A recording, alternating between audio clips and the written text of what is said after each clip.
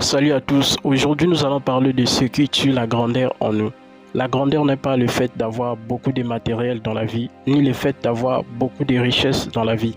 Mais la grandeur, c'est le fait d'avoir une qualité ou cette capacité que Dieu a mis en nous, capable d'apporter quelque chose de grand, capable d'accomplir quelque chose de grand ou de produire quelque chose de grand dans notre vie personnelle, dans la société ou dans la vie. Voici ce qui tue la grandeur en nous. Premièrement, notre façon de se regarder.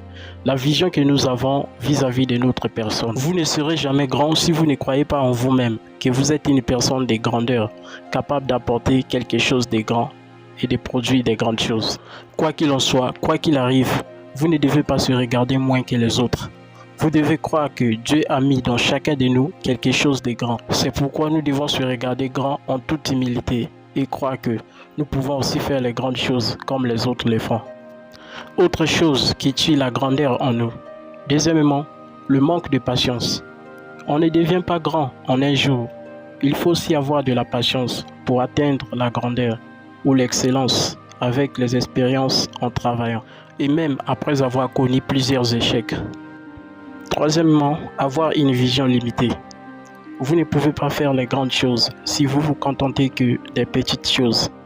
Car n'oubliez pas qu'avoir une vision plus loin comme vous le pensez fera que vous puissiez donner le meilleur de vous-même pour atteindre la grandeur et l'excellence.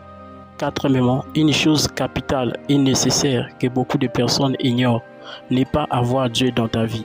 Cela détruit plusieurs potentiels dans notre vie et cela détruit la grandeur dans notre vie. Car la vie du péché a détruit plusieurs vies et plusieurs destinées. C'est pourquoi il est important d'avoir Dieu au centre de notre vie en donnant notre vie au Seigneur Jésus-Christ comme Seigneur et Sauveur. Si cette vidéo vous a plu, n'oubliez pas de vous abonner et d'activer la cloche de notification pour plus de vidéos. Merci à vous, à la prochaine, que Dieu vous bénisse abondamment.